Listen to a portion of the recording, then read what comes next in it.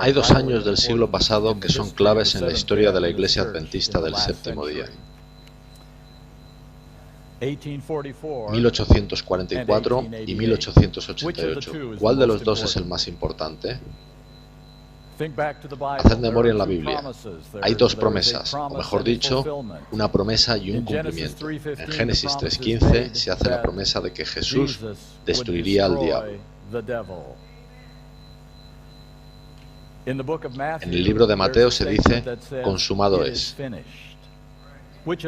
¿Cuál de las 2 es la más importante? El consumado es, la realidad, el cumplimiento. En 1844 Jesús pasó a un nuevo ministerio en el santuario celestial para comenzar una nueva tarea. En 1888 era su plan concluir esa tarea. Era su plan venir en muy breve periodo de tiempo tras haber dado un mensaje final de preparación. Yo creo que 1888 es el año más significativo en la historia de la Iglesia Adventista del Séptimo Día, no solo por lo prometido, sino por lo que sucedió.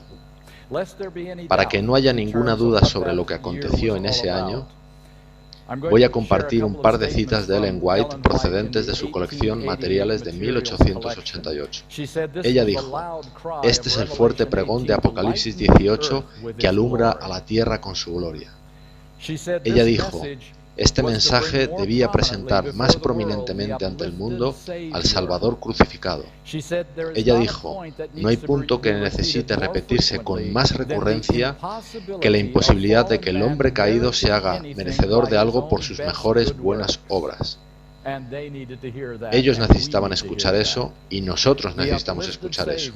El Salvador crucificado, que proporcionará el poder que usted y yo no tenemos. Ahora bien, no hubo una aceptación generalizada de ese mensaje en su tiempo, de manera que ella tuvo otro mensaje. Ella dijo, liberad el camino, hermanos, no os interpongáis entre Dios y su obra. Si no tenéis el peso del mensaje, dejad libre el camino a quienes lo llevan.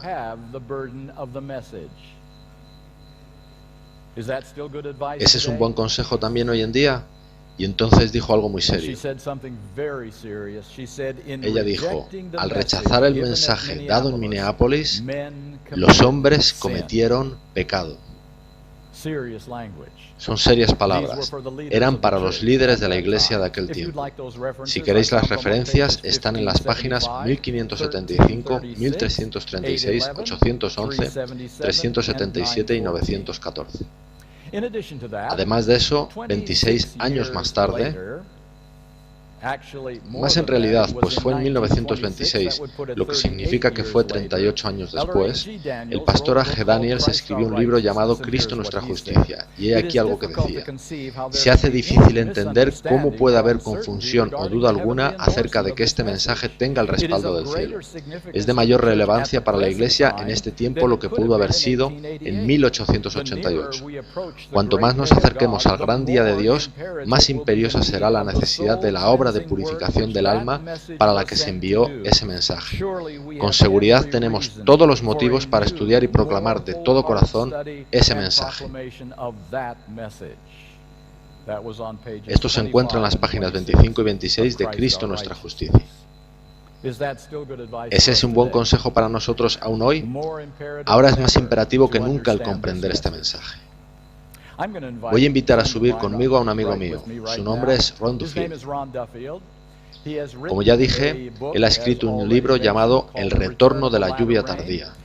Si os gustaría saber cuál es el mejor libro para entender qué sucedió en 1888 y la historia de ese periodo, así como cuál fue el resultado del rechazo del mensaje en aquel tiempo, ese es el libro a leer, El retorno de la lluvia tardía. Ron, ¿cuáles son tus impresiones? ¿Qué te impulsó a interesarte por este mensaje? Bueno, yo, como quizá otros jóvenes adventistas que crecieron en hogares adventistas, y siendo de hecho un adventista de quinta generación, crecí en un hogar adventista y me formé en colegios adventistas. Pero cuando fui a la universidad y tomaba mis propias elecciones en mi ambiente, yo no conocía prácticamente nada hasta entonces de las verdades adventistas, esas verdades bíblicas sobre las que está edificada nuestra iglesia. De manera que me hubiera sido muy fácil salir al mundo, pues no encontraba diversión dentro. Y extrañamente, unos años más tarde, tras una serie de eventos, me encontraba en el extremo opuesto, en un ministerio independiente que decía que la iglesia era Babilonia, tratando, creo yo, de reconciliarme con mi pasado, el cual no funcionó. Pero tras otra serie de eventos, en 1987 di con un libro sobre 1888. E incluso no siendo muy lector por aquel entonces, fui impulsado a escudriñar ese preciosísimo mensaje del que nunca había siquiera oído. Y comencé a encontrar respuestas a preguntas que ni siquiera me había planteado jamás. Sobre el gran conflicto, sobre qué es el pecado, por qué vino Cristo realmente a esta tierra y si importa qué naturaleza tomó. ¿Y qué significa que Él es nuestro ejemplo? ¿Cuál es la verdadera justificación por la fe, no solo teológicamente, sino en la práctica? ¿Y qué es la perfección del carácter y la generación final? Todas estas cuestiones se convirtieron verdaderamente en interrogantes para mi vida y las respuestas llegaron con el estudio de la historia de 1844 y de 1888 con su preciosísimo mensaje. Pero también descubrí, como dice la cita que leíste, que Satanás consiguió apartar de nuestro pueblo, en gran medida, ese mensaje de fuerte pregón. Y quizá una de las mayores experiencias de mi vida fue llegar a darme cuenta de que la culpa del retraso no era de Dios. Siempre había albergado la idea de que Él nos había mentido. Vengo pronto, y en cambio, ¿dónde está? No apareció. Y también me di cuenta de que todo encaja en este mensaje final de la historia y que Dios no es culpable. Y esa fue realmente mi motivación. Nunca fue mi intención escribir un libro. Sin embargo, como resultado de mi estudio personal, escribí El retorno de la lluvia tardía y Herido en casa de sus amigos. En verdad, el objetivo de esos libros es resaltar que Dios no es culpable de este largo retraso, y por 30 años el estudio de ese mensaje y las respuestas a esas cuestiones han sido una bendición para mi familia, para mí mismo y ahora para mi ministerio. Y creo que el comprender nuestra historia y ese mensaje que Dios nos envió en 1888 nos ayudará personalmente y como iglesia para tratar la mayoría, si no todos, de los desafíos que encaramos hoy en día. Y por eso creo que 1888 es importante. Dios sea alabado. Gracias, Rob. Gracias por compartir tu testimonio personal. Lo que voy a dar esta noche no es un sermón. Ya habéis escuchado un poderoso sermón de Mike Lambert. Haremos un pequeño estudio para cerrar esta tarde de viernes. ¿En qué consistía realmente este mensaje? ¿Por qué fue tan significativo? ¿Qué estaba intentando comunicarnos Dios? ¿Cuál era el asunto en juego? Waggoner y Jones se centraron en el poder del Evangelio para cambiar el corazón y salvarnos del pecado. He aquí una cita de Waggoner en su libro Cristo y su justicia, páginas 65 y 66. Cuando Cristo nos cubre con el manto de su propia justicia, Él no está proveyendo una tapadera para el pecado, sino que quita el pecado. Y eso muestra que el perdón de los pecados es más que una simple forma, más que una simple consigna en los libros del registro del cielo, al efecto de que el pecado sea cancelado.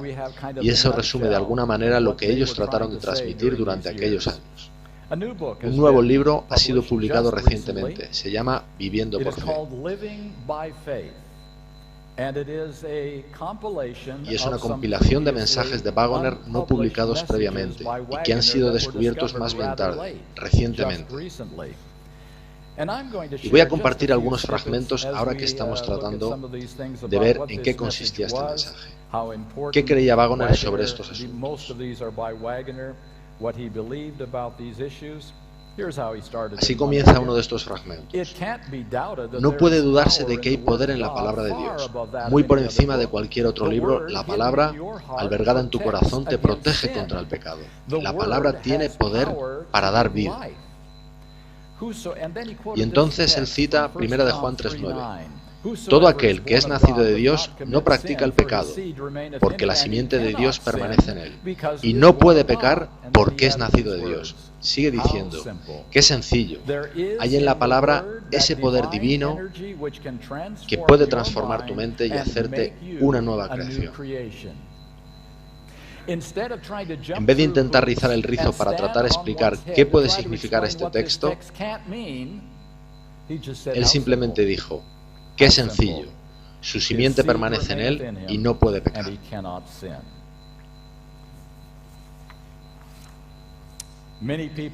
Muchas personas anhelan seriamente que Cristo more en sus corazones, y ellos piensan que la razón por la que eso no sucede es porque no son suficientemente buenos, y vanamente intentan hacerse tan buenos que Él pueda condescender en acercarse a ellos. Ellos olvidan que Cristo llega a tu corazón no porque esté libre de pecado, sino para liberarlo del pecado.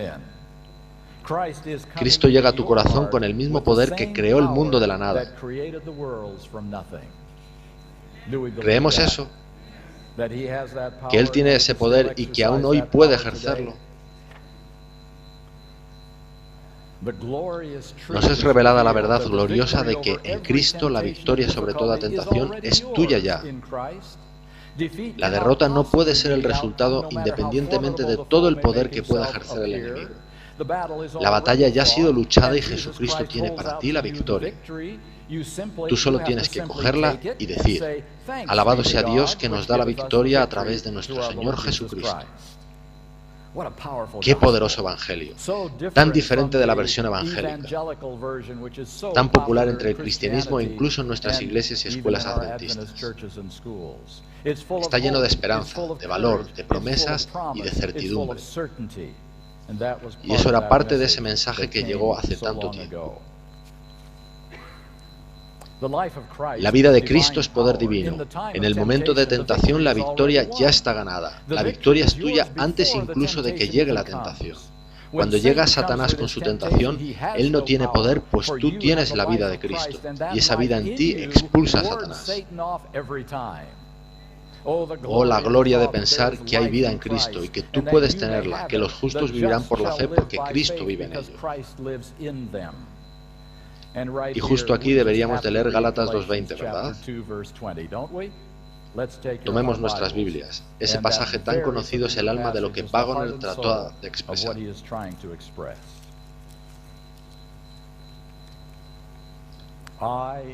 Con Cristo estoy juntamente crucificado, y ya no vivo yo, mas vive Cristo en mí. Y lo que ahora vivo en la carne, lo vivo en la fe del Hijo de Dios, el cual me amó y se entregó a sí mismo por mí. Hay poder, no aquí, sino ahí. Ahí está el poder.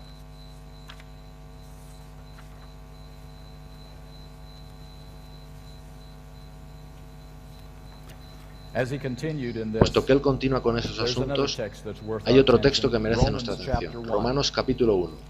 Pablo es muy atrevido aquí. Habla sin ambajes. Él dice simplemente algo que necesitamos escuchar, comprender y vivir. Romanos 1:16 dice lo siguiente. Porque no me avergüenzo del Evangelio de Cristo, porque es el poder de Dios para salvación de todo aquel que cree, para el judío primeramente y también para el gentil. El poder de Dios para salvación de todo aquel que desea creer. Los cristianos dicen a menudo, puedo entender y creer que Dios perdonará mis pecados, pero se me hace difícil creer que Él pueda preservarme de pecar. Estas personas tienen mucho que aprender sobre qué es el perdón de los pecados. Amigos, hay mucha confusión ahora entre justificación, perdón y el nuevo nacimiento. Y sigue diciendo, hay mucho que aprender sobre qué se entiende por perdón del pecado. Cuando oyes las palabras, Hijo, tus pecados te son perdonados, una nueva vida comienza en ti y tú eres convertido en un nuevo ser. Es el poder del perdón de Dios y eso es solo lo que te protege de pecar. De modo que el perdón es más que una declaración en un libro de registro. Es una nueva vida que comienza en ti. Eres hecho un nuevo ser. Cambias porque hay un poder morando en ti. ¿Qué es ser justificado? Muchos creen que es una especie de medio camino al perfecto favor de Dios. Creen que la idea de justificación por fe es que simplemente creyendo lo que dice la Biblia serás tenido por justo, incluso no siéndolo. Todo esto es un gran error. Y escuchamos mucho de eso en este tiempo. Justificación significa hacer justo. Si supieseis lo radical que resulta esto en círculos teológicos, justificación es hacer, no declarar. Por supuesto que incluye el declarar, pero es mucho más que eso. Justificación es hacer justo. Cuando eres justificado o hecho justo, eres convertido en un hacedor de la ley. Ser justificado por fe es simplemente ser convertido en un hacedor de la ley por fe.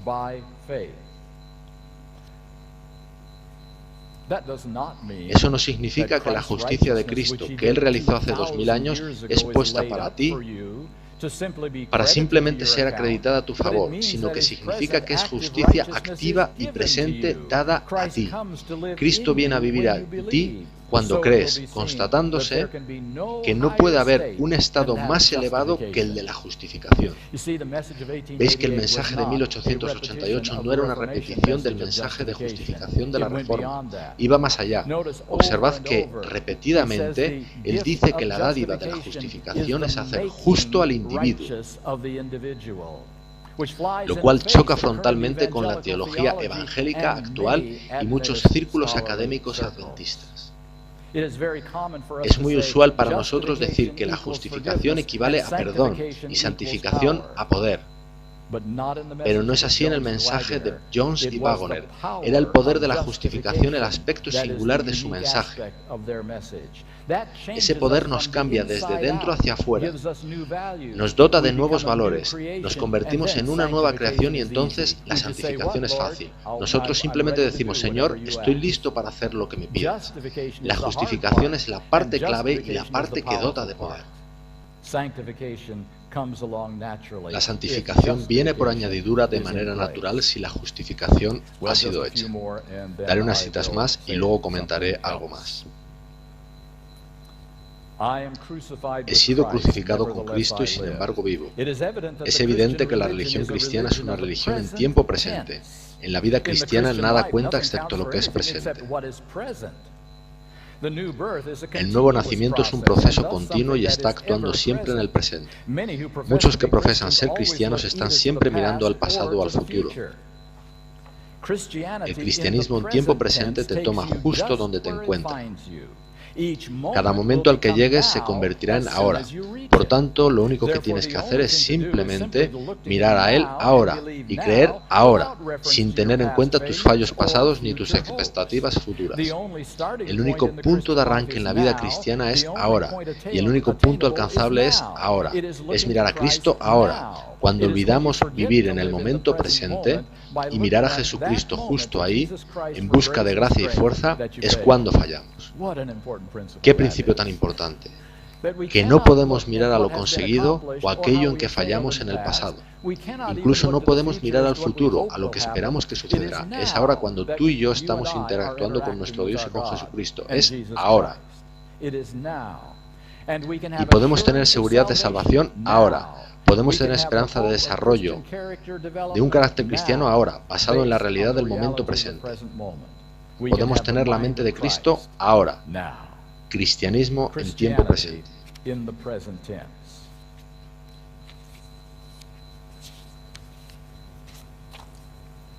En la naturaleza de las plantas está el orientarse hacia el sol, pero en el jardín espiritual de Dios algunas plantas tratan de crecer de otro modo. Hay algunas que tratan de crecer mediante algo inherente a ellas mismas.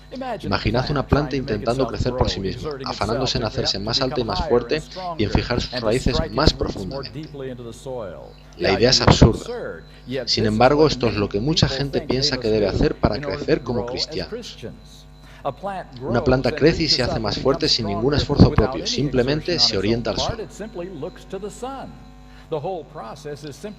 El proceso consiste simplemente en un esfuerzo por estar más cerca de su fuente de vida.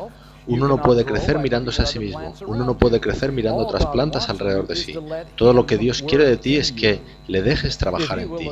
Si miras incondicionalmente a Él como la planta mira al sol en el cielo, si haces un esfuerzo constante de volverte a Él como la planta se vuelve hacia su fuente de vida y de levantar tu brazo más y más hacia el brillo de su rostro, entonces no tendrás dificultad en obtener la plenitud de crecimiento que deseas.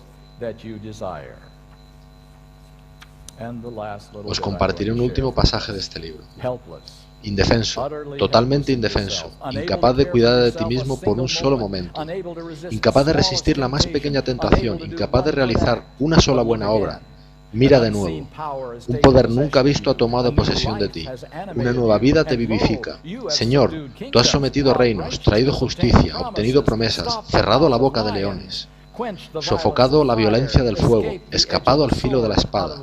Nuestras debilidades hicieron fortalezas, valientes en lucha hicieron retroceder los ejércitos invasores.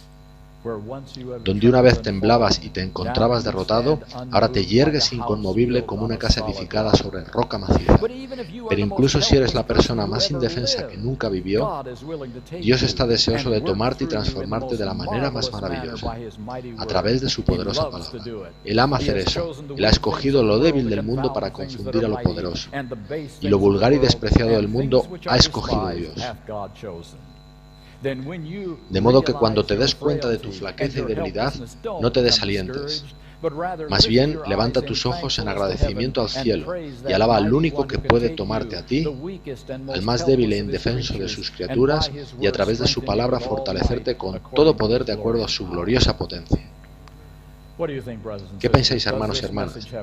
¿Tiene poder este mensaje? ¿Tiene esperanza y seguridad? Dios está afanadamente buscando al débil e indefenso. Si te sientes débil esta noche, Dios te está buscando. En aquellos que no ven en sí mismos nada valioso o encomiable que pueda merecer algo, Dios permitirá que el poder de su evangelio actúe en sus vidas, convirtiéndolos en la maravilla del universo. Esto es lo que el pastor Waggoner esperaba para su generación y yo lo espero para la nuestra.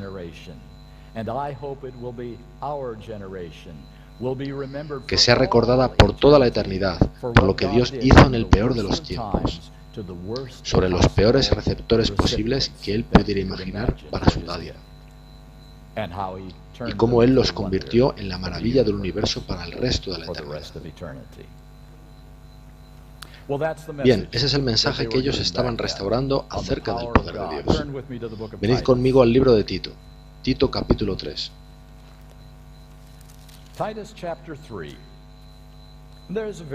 Hay aquí un pequeño pasaje que expresa la justificación de una manera precisa y sencilla.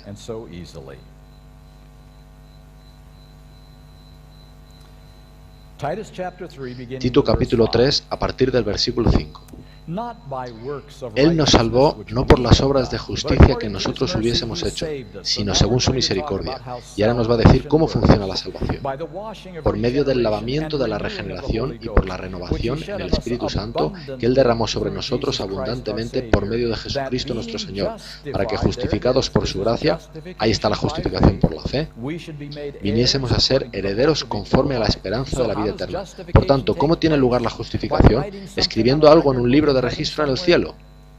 ¿O necesita un lavamiento de regeneración? Y amigos, eso tiene lugar antes del bautismo en agua. El corazón es regenerado, es lavado, de modo que regeneración, renovación, Espíritu Santo, poder, forman todos parte de la experiencia de la justificación por la fe. No solo de la santificación como suele decirse. Cuando tienen lugar este lavado y esta renovación, entonces tenemos el perdón de la gracia perdonadora y la justificación. Veamos un par de citas de Ellen White. La primera en el Discurso Maestro de Jesucristo, página 114. El perdón de Dios no es meramente un acto judicial por el cual libra de la condenación. La palabra meramente es importante. Es eso, pero es más que eso. No es solo el perdón del pecado, es también una redención del pecado. Es la efusión del amor redentor que transforma el corazón. Ella está hablando de perdón, no de santificación. Ella está hablando de justificación. Mensajes Selectos 1, página 394 dice: somos pecadores por nosotros mismos, pero somos justos en Cristo. Habiéndonos hecho justos por medio de la justicia imputada de Cristo, Dios nos declara justos. Eso da un vuelco teológico completo al Evangelio, tal y como es entendido por el cristianismo popular. Primero somos hechos justos, y entonces Dios nos declara justos, no al revés. Dios no habla ficción. Él no dice, eres justo cuando eres absolutamente injusto. Simplemente porque afirmas creer en Jesús. Primero Él nos hace justos, y entonces nos declara justos como una dádiva hacia nosotros. Palabras de vida del Gran Maestro, página 163. Cuando el pecador, atraído por el poder de Cristo, se acerca a la cruz levantada y se postra delante de ella, se realiza una nueva creación. Se le da un nuevo corazón, llega a ser una nueva criatura en Cristo Jesús. Dios mismo es el que justifica, al que es de la fe de Jesús. Todo eso está en la justificación, nueva criatura, transformación, cambio de corazón. Existe hoy en día un fuerte intento de separar el poder transformador del Espíritu Santo de la justificación y de decir que podemos ser justificados primero para más tarde, en un nuevo nacimiento como parte de la santificación, tener una experiencia transformadora. Eso no es bíblico, eso no es lo que enseña la Biblia. Hay poder en la justificación y en el perdón. Separar el declarar justo y el hacer justo es una de las peores separaciones que nunca haya tenido lugar en la comprensión del Evangelio. Y está descontrolado, hermanos y hermanas, en nuestra amada Iglesia Adventista del Séptimo Día. Tenemos que saber lo que estamos oyendo, alentando a los cristianos a tolerar el pecado en sus vidas, porque quizá más adelante seremos hechos justos. Ahora mismo soy declarado justo, incluso aunque aún pueda estar pecando en una tasa razonable. Este es un mensaje que nos ha sido dado y del que hemos de estar muy seguros. Mensajes Selectos, página 366. Pero al paso que Dios puede ser justo y sin embargo justificar al pecador por los méritos de Cristo, nadie puede cubrir su alma con el manto de la justicia de Cristo mientras practique pecados conocidos o descuide deberes conocidos. Dios requiere la entrega completa del corazón antes de que pueda efectuarse la justificación. Y a fin de que el hombre retenga la justificación, debe haber una obediencia continua, mediante una fe activa y viviente que obre por el amor y purifique el alma. Dos condiciones: entrega, corazón entregado, y obediencia. Algunos podrían decir, eso es legalismo, eso es salvación por fe más obras. Pensad en una nave espacial. Estamos en Cabo Cañaveral, donde mandan muchos astronautas al espacio.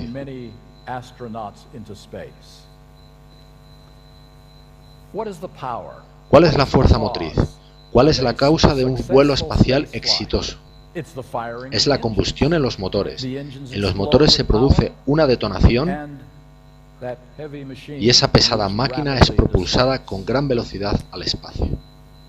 Bien, ¿qué pasa si los astronautas dicen, eso es complicado, ponerse esas vestimentas incómodas, subir en ese ascensor a tanta altura, me marearía, avanzar por esa estrecha pasarela, atarme a esos pequeños asientos en esa cápsula? No quiero hacer ninguna de esas cosas, prefiero permanecer en el hangar, donde estoy seguro. ¿Habría algún viaje espacial ese día? 3 meses en el hangar, sin viajar los astronautas. Es muy sencillo. Lo que posibilita el viaje espacial es la potencia de los motores. Las condiciones para el viaje son ponerse las vestimentas, caminar por la pasarela, atarte a los asientos. Los astronautas simplemente han de ponerse en el lugar donde está la potencia. ¿Qué pensáis? ¿Hay un paralelo para nosotros? Hacer buenas obras no nos da méritos para salvación. Cambiar nuestros hábitos no nos da méritos para salvación. Hay una sola causa de salvación y es la vida y muerte de Jesucristo y la misericordia de Dios. Pero situarnos en el lugar donde está esa potencia requiere condiciones. que no contribuyen a la salvación, pero sin ellas la salvación no puede tener lugar. Las condiciones son entrega y rendición del corazón. Y eso es lo que no se entiende bien en la mayor parte de la cristiandad, la diferencia entre condición y causa. No es fe más obras, es siempre fe que obra. Eso es de lo que estamos hablando. Veamos ahora otro asunto, que sucintamente tiene que ver con estos temas cruciales del mensaje de 1888. Siempre habíamos creído en la justicia por la fe. Siempre habíamos creído en justificación y santificación desde los primeros días de este mensaje. Teníamos una doctrina del Evangelio inerte. ¿Y sabéis qué es lo que dio vida a esa doctrina inerte en la predicación de 1888? ¿Qué fue lo que causó verdaderos reavivamientos? No fueron las nuevas enseñanzas de cómo puedes ser perdonado de tus pecados, siendo esto muy importante. Fue la predicación sobre uno que bajó a entre nosotros, vivió toda su vida en la tierra, en el sitio más peligroso y en la naturaleza más peligrosa que se pueda imaginar, naturaleza caída, pecaminosa, tentado desde lo más oscuro de nuestras mentes en esta naturaleza, pero mostrando cómo esa naturaleza puede sujetarse al poder del Espíritu Santo. Y en el caso de Cristo, esa naturaleza ni una sola vez triunfó para ejercer su influencia en el pensamiento, palabra o acción. Ni una sola vez. Dios tiene ese poder sobre nuestra naturaleza humana caída. Y eso fue lo que dio vida al mensaje de justificación por la fe en 1888 y años subsiguientes. Ese poder vivificador de Jesucristo habiendo bajado ante nosotros. Y lo que pienso que es bastante trágico es que esta dinámica e inquietante presentación de las luchas de Cristo para vivir en entrega a su Padre Celestial ha sido silenciada, ha sido omitida y cubierta con un sinfín de explicaciones que ocultan esa poderosa victoria obtenida por Cristo. ¿Por qué lo estamos ignorando? ¿Por qué estamos pasando por alto lo que hizo Cristo y lo que Dios hizo a través suyo en esta naturaleza? Prácticamente ha sido una conspiración de silencio en lo relativo a la predicación de este poderoso mensaje. Hemos dado vueltas a una clara verdad. Ha conllevado muchas explicaciones y divisiones y discusiones académicas. Pasaron décadas. La naturaleza caída de Cristo comenzó a no ser recalcada, casi omitida. Debemos estar seguros de que los que hicieron esto no fueron desleales, no fueron insinceros. Pensaron que creaban puentes con gente fuera de nuestra confesión. Pero en el cambio solo obtuvieron una ínfima porción de reconocimiento por casi nada a cambio, renunciando a algo muy importante, Cristo viviendo en la muy peligrosa naturaleza de nuestra carne caída, en continua dependencia, luchando cada día con lágrimas, orando toda la noche, llorando ante Dios debido a las luchas de su propia naturaleza. Deshacerse de eso por un pequeño reconocimiento. Fue un trágico error, hasta el grado de que este mensaje ha sido perdido de vista en el adventismo.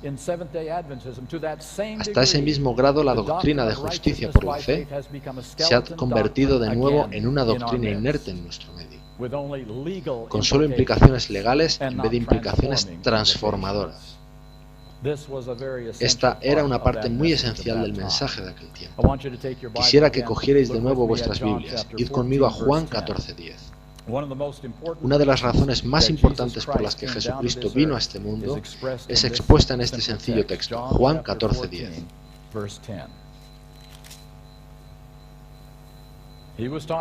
Él estaba conversando con Felipe, y sabéis que Felipe estaba teniendo aquí sus problemas. Se preguntaba si había visto al Padre. Muéstranos al Padre, le pidió. Versículo 10.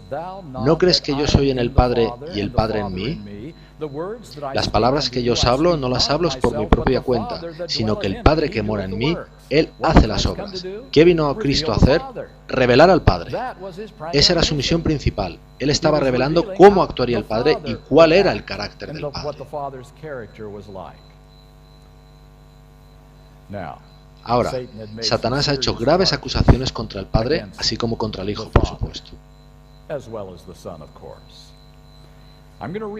Voy a leer dos citas muy importantes en lo referente a la acusación de Satanás contra Dios. De Manuscript Releases, volumen 5, página 112. Satanás, el ángel caído, había declarado que ningún hombre podía guardar la ley de Dios tras la desobediencia de Adán.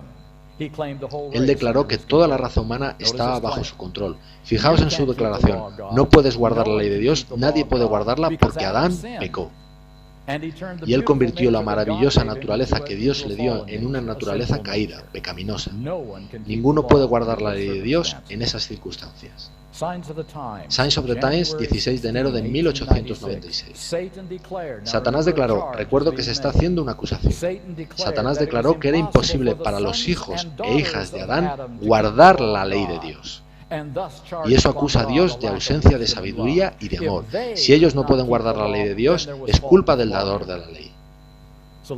Así que podemos poner ahí nuestros nombres. Él dijo que es imposible para ti guardar la ley de Dios, y también para mí. Y si ni tú ni yo podemos guardar la ley de Dios, hay un problema con la ley de Dios y un problema con el carácter de Dios. Esa es la acusación.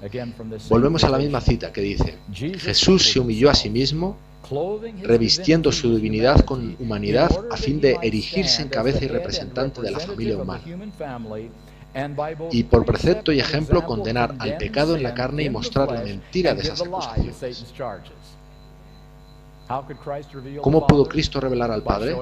Mostrando que Satanás era un mentiroso. ¿Cuál era una de las principales acusaciones de Satanás? Los seres humanos caídos, con su naturaleza caída, no pueden guardar la ley de Dios. Es imposible. Y eso se escucha hoy en todo el mundo cristiano y en el adventismo también.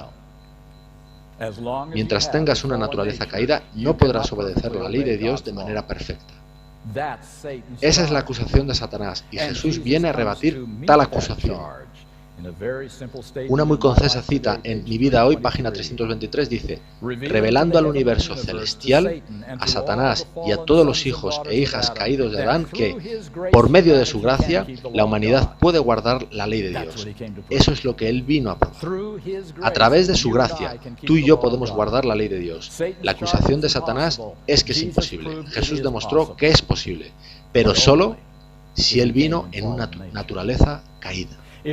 Si Él hubiera venido en una naturaleza no caída, algo tan popular hoy en día, significaría que Adán podía guardar la ley, pero nada con respecto a ti y a mí.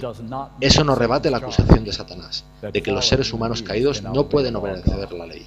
Si Jesús vino en una naturaleza parcialmente como Adán y parcialmente como yo, eso prueba que cualquiera con una naturaleza parcialmente como Adán y parcialmente como yo puede guardar la ley de Dios, pero no he visto ningún ser así. De nuevo, eso no rebate la acusación de Satanás. El único modo en que Él puede ser nuestro sustituto, y no nos referimos a Jesús como ejemplo, el único modo en que Él puede ser nuestro sustituto y morir en la cruz del Calvario, queriendo esto decir que podemos tener salvación, porque Satanás ha sido derrotado, consumado es si Jesús demuestra que Satanás miente cuando afirma que el hombre caído no puede guardar la ley de Dios. Así de importante es este asunto. Jesús no puede cumplir su misión sin tomar esa naturaleza. Hay otra consideración sobre todo esto. Id a Apocalipsis 14:5.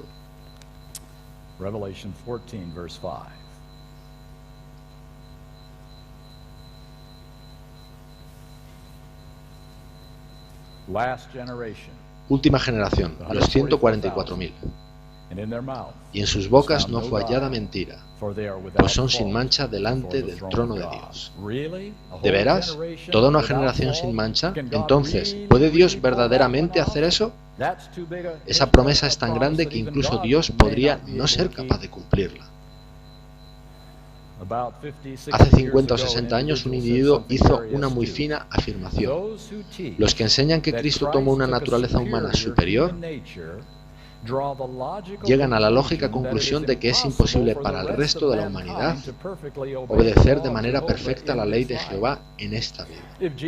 Si Jesús tomó una naturaleza superior y obedeció la ley de Dios, yo no tengo esa naturaleza, nunca la tendré mientras viva en esta tierra, por lo que no puedo llevar una vida como esa.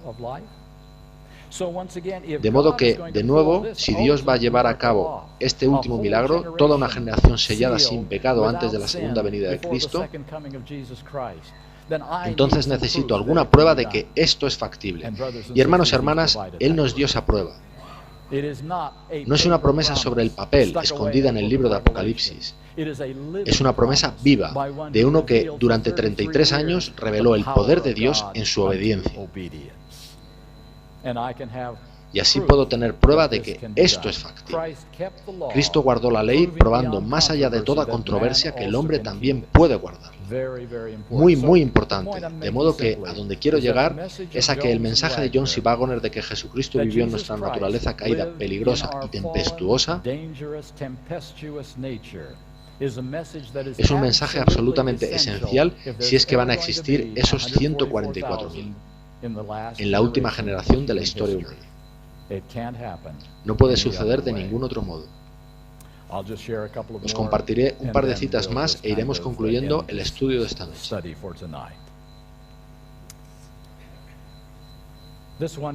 Esta es de Manuscript Releases, volumen 6, páginas 340 y 341. Tenemos que estar siempre agradecidos de que Jesús nos haya probado con verdaderos hechos que el hombre puede guardar los mandamientos de Dios, contradiciendo el falso aserto de Satanás. Estoy contento por esas pruebas concluyentes de que la ley puede ser guardada gracias al poder de Dios. Y entonces ella hizo esta muy seria declaración. Considerad que la victoria y de obediencia de Cristo es la de un verdadero ser humano. Caemos en muchos errores en nuestras conclusiones debido a nuestros falsos conceptos de la naturaleza humana de nuestro Señor. Cuando le damos a su naturaleza humana un poder que no es posible que tenga el hombre, en sus conflictos con Satanás destruimos la integridad de su humanidad. Hermanos y hermanas, la mayoría del cristianismo ha destruido la integridad de la humanidad de Jesucristo, porque atribuyen a Cristo un poder que no nos es posible tener a nosotros, el de la naturaleza de Adán. Él no necesitaba gracia, todo lo que necesitaba era dejar actuar a su naturaleza. La obediencia era tan natural para Adán y Eva como el respirar o comer. Ellos no tenían que ejercitarla. Era tan natural como levantarse por la mañana. Yo no tengo ese poder, ni lo tendré nunca hasta que Jesús venga. Pablo dijo, cada día muero, a mi yo, a mi naturaleza caída, al orgullo, al egoísmo. Y destruir la integridad de su humanidad es lo que se está haciendo por todo el mundo cristiano, incluso ahora en el adventismo del séptimo día. Por cierto, esa es parte de la razón por la que estamos teniendo este seminario este fin de semana, porque esto no está sucediendo solo ahí fuera, también sucede aquí dentro. Y necesitamos saber explicar la diferencia entre verdad y error en estos momentos tan críticos en que vivimos.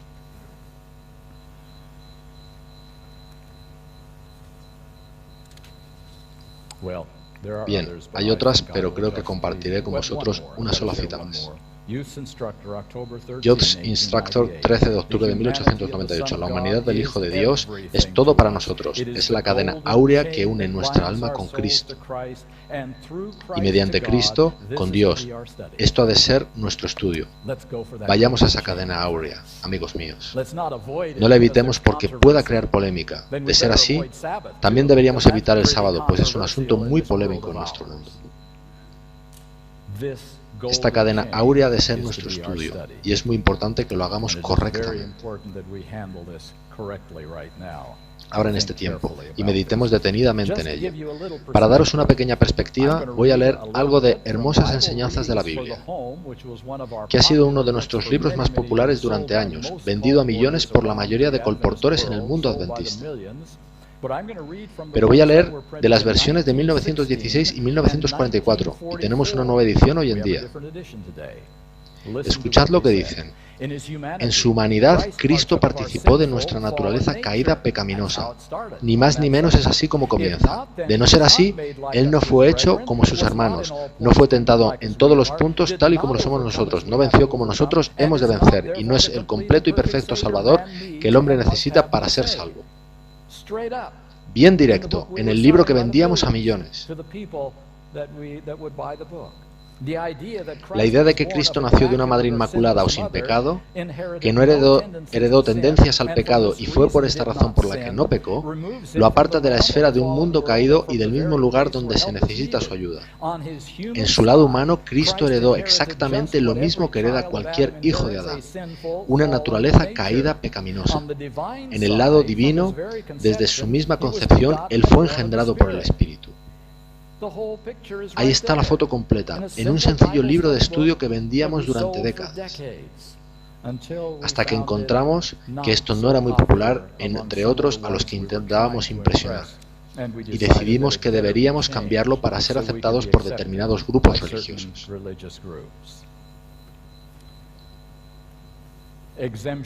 Exenciones. De eso estábamos hablando. Emplearemos más tiempo en ello mañana. ¿Estaba Cristo exento de ciertos aspectos de la herencia? Eso es lo que se está enseñando y creo que tenemos que revisar eso cuidadosamente. Voy a concluir por hoy con dos individuos que comprendieron este asunto tan bien como nunca fue entendido en la Iglesia Adventista del Séptimo Día. Uno de ellos, no demasiado popular hoy en día en ciertos círculos, se llamaba M.L. Andreasen. En su libro El Santuario y su Servicio, cerca de la conclusión de su penúltimo capítulo, él declara: el asunto de mayor importancia del universo no es la salvación de los hombres, por importante que parezca. Lo más importante es que el nombre de Dios quede limpio de las falsas acusaciones hechas por Satanás. La controversia se está acercando a su fin. Dios está preparando a su pueblo para el último gran conflicto. Satanás se está preparando también. La crisis nos espera y se decidirá en la vida del pueblo de Dios. Dios depende de nosotros como dependió de Job. Estamos viviendo ahora en el gran día real de la purificación del santuario. Todo pecado debe ser confesado y por la fe enviado de antemano al juicio. Mientras el sumo sacerdote entra en el Santísimo, el pueblo de Dios debe ahora hallarse cara a cara con Dios. Debe saber que todo pecado ha sido confesado y que no queda mancha alguna de pecado. Y ahora viene esta frase que resume la expiación final que se está realizando ahora. La purificación del santuario celestial depende de la purificación del pueblo de Dios en la tierra.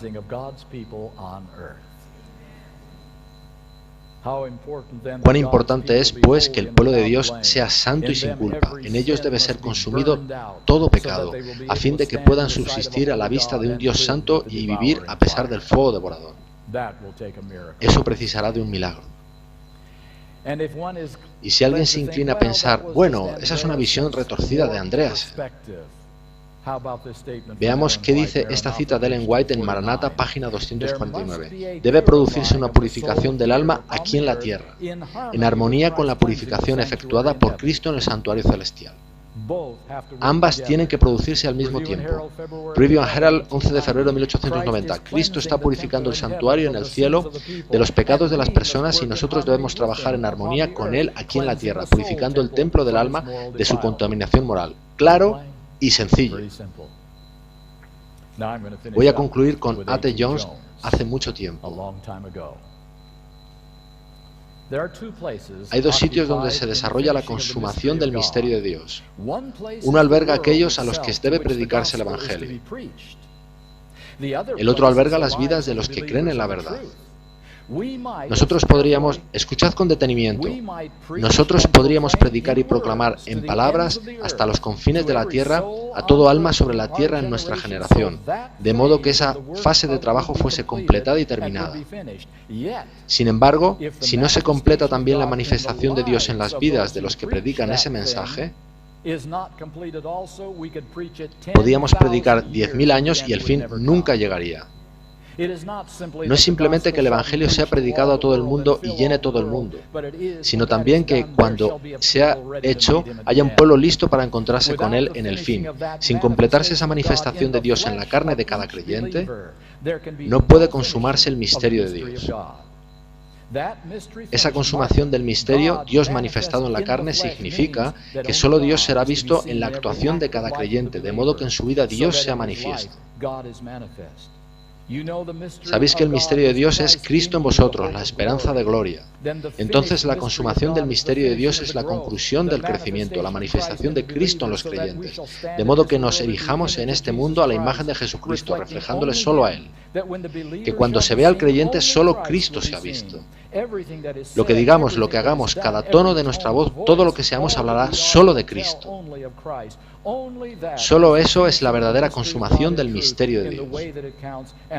Y eso es lo que tiene que venir antes de que venga el fin y de que pueda llegar. Ese fue el mensaje de 1888, amigos míos. Él dijo, cualquier predicación sobre el santuario, cualquier estudio del santuario, cualquier proclamación del santuario, que no predica y proclama el fin de la transgresión durante la vida de aquel que lo predica, que no manifiesta el poner fin a los pecados en su propia vida, que no incluye el hacer reconciliación con la propia iniquidad de quien da el mensaje, que no trae justicia eterna para la propia vida del que lo predica, no está predicando en absoluto el mensaje de la purificación del santuario. Tal mensajero excluye así el hecho de que es el ángel de Dios quien hace lo más importante. Sin embargo, hermanos, y en esta audiencia él estaba hablando a líderes de la conferencia general, hermanos y todos los que estáis hoy en esta audiencia, que conocéis de hombres que conocen de principio a fin los 2300 días, pudiendo recitar de corrido cada capítulo, y sin embargo no conocen en sus vidas el fin de la transgresión, que no conocen el poner fin a sus pecados, que no conocen reconciliación para su propia iniquidad, y no tienen justicia eterna traída para guardarlos de pecar. Vosotros sabéis que eso es así, que ese tipo de predicación del santuario y su purificación nunca traerá la purificación del santuario y nunca nos llevará al fin. No, Señor. Hay una purificación del santuario en el cielo que es cierta. Y mientras se está llevando a cabo, sin embargo, si eso mismo no se hace también en los santos y creyentes de la tierra, entonces esa purificación del santuario no puede concluir. No podremos en tal caso llegar al fin de este mundo. De modo que la purificación de la iglesia de los santos en la tierra debe progresar a la par, exactamente en proporción, con la purificación del santuario en el cielo, o bien esa iglesia no estará de acuerdo con los tiempos.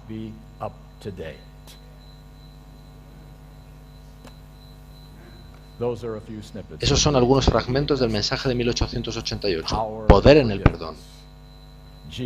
Jesucristo refutando cada acusación hecha por Satanás. Y purificación completa y total del pecado en el corazón de todo aquel que recibe el sello de Dios. Para la vindicación del nombre de Dios y probar que Satanás miente. Por todo eso, creo que este mensaje es el único mensaje que nos conducirá al final de los tiempos hoy. Ni nuevos mensajes, ni nuevas interpretaciones. Ni tratar de obtener más relaciones públicas con aquellos a quienes no gusta cómo hacemos las cosas. Tenemos que tomar una decisión, hermanos y hermanas, sobre cuán firmes somos para concluir la obra. Concluir la obra aquí, en nuestros corazones y en nuestras mentes. Cuando esa obra sea concluida, nos vamos a casa.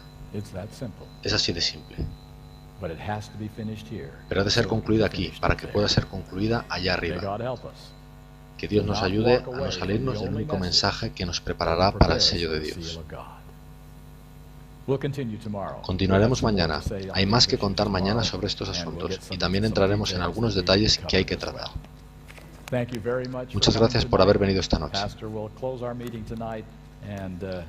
El pastor cerrará la reunión. Que tengáis un buen descanso.